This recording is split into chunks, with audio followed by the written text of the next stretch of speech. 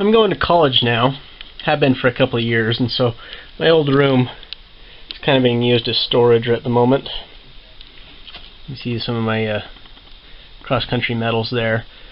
But the main thing I want to show is this right here on the wall. This is my periodic table. It's a piece of plywood with some tiles glued to it. And on most of the tiles, I think I took down most of the more reactive elements at the request of my mom, but most of the elements, like actual samples, are stuck to the tiles. Like you can see silver, copper, piece of zinc, tube of gallium, you know, etc., etc. And at the time I was doing this, the ones that I didn't have samples for, I just put like a picture. I actually do have samples of these now, but I never put them up here. Nice big chunk of tungsten there. You can see it's a I've extended the table so it doesn't drop down. I think that it looks better like that, and it's more like it's supposed to be. I had uranium when I was doing this, but I've removed that. That was one of the ones that I had to remove. But yeah. You see my oh, a spider. Look at that. Yeah, but here's my clay chainmail thing I made. That was kind of cool. But yeah, I think I'll show you my other little set that I made, other little element set, and maybe I'll show you my my actual collection. Well, so here is the element set that I put together. Little thing like the size of a briefcase, so you could kind of carry it. It's a little dusty because it's a few years old. I've had it traveling around with me. Had it sitting on my desk for a long time, like as a table, periodic table. Anyway, are there any samples you'd like to see, Canyon? All of them. All of them? Well, we don't have time for all of them. You can kind of see along the inside here. I made the set so you could look in. I think this carbon, I've actually got some diamonds in there. It's kind of cool. See, I got a carbon and a diamond sample there. Little yellow diamonds. Cool. I got those from a saw blade. So they're probably artificial, but still. That's upside down. Yeah, I've all of the transition metals I managed to acquire. It's probably what I'm most proud of. I got iridium, osmium. I don't know if you could look at it. Nice blue color, yeah. Osmium is one of my favorites. Okay. See, I do have every element that's on here except for technetium. There's actually no technetium in here.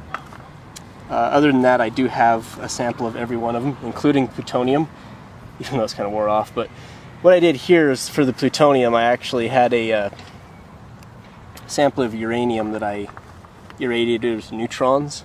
And I mean, this is not a solid sample of plutonium by no means.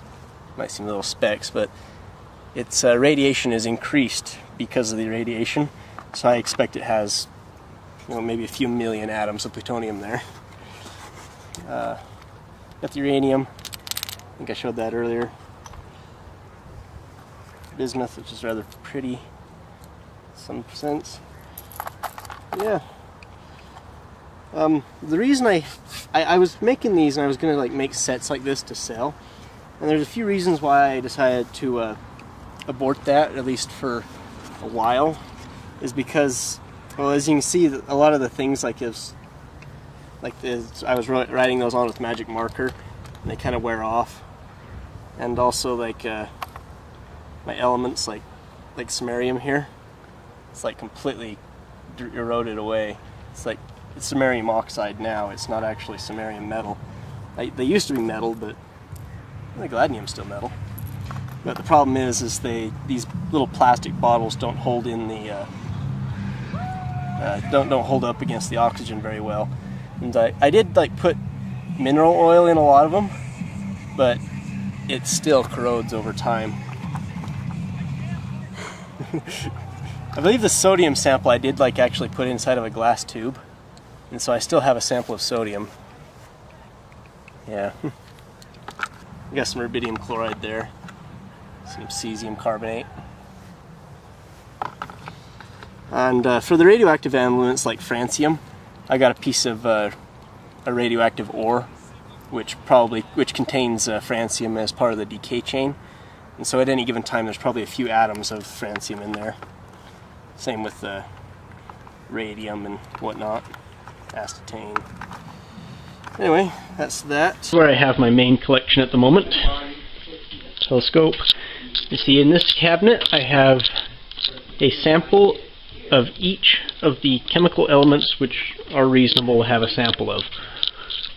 Let's have a look in here. I think in the bottom shelf I had sulfur and stuff. Yeah, got a big bag of sulfur there.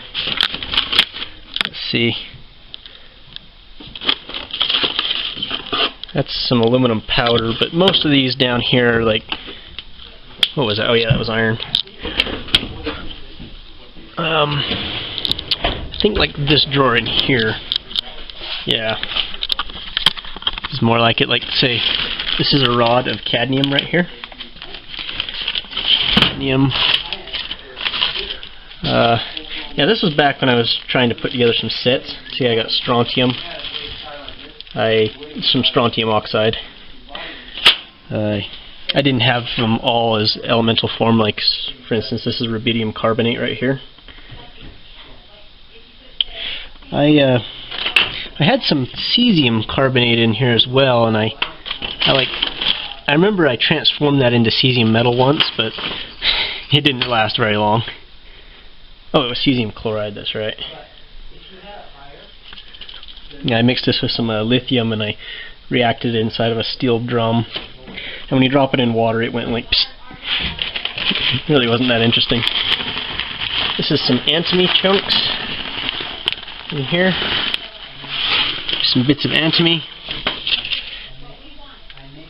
Some osmium. See little tiny bits of osmium in there. Okay. I probably ought to sort through this at some point, but some selenium. See that?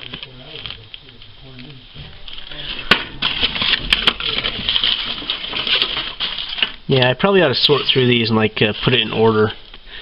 Uranium. Where did I put my uranium? I think I put the uranium in. I got a little lead vessel right here. That is not where I put the uranium. Let's see. Is that it? Nope.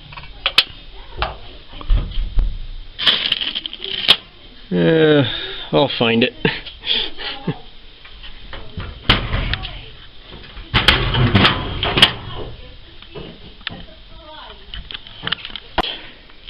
Here it is. This is my sample of uranium metal here. Had like 10 grams or so. You can hear how hard it is. It's also very dense. And it's also underneath kerosene to help it keep from oxidizing. You can see it's got a pretty bad oxide coat on there already, but it is mostly metal. It's quite dense. You can certainly feel it inside the bottle. But this is depleted uranium, so it's not very radioactive. My Geiger counter will pick it up, but it's essentially like lead. I'd feel perfectly safe handling it.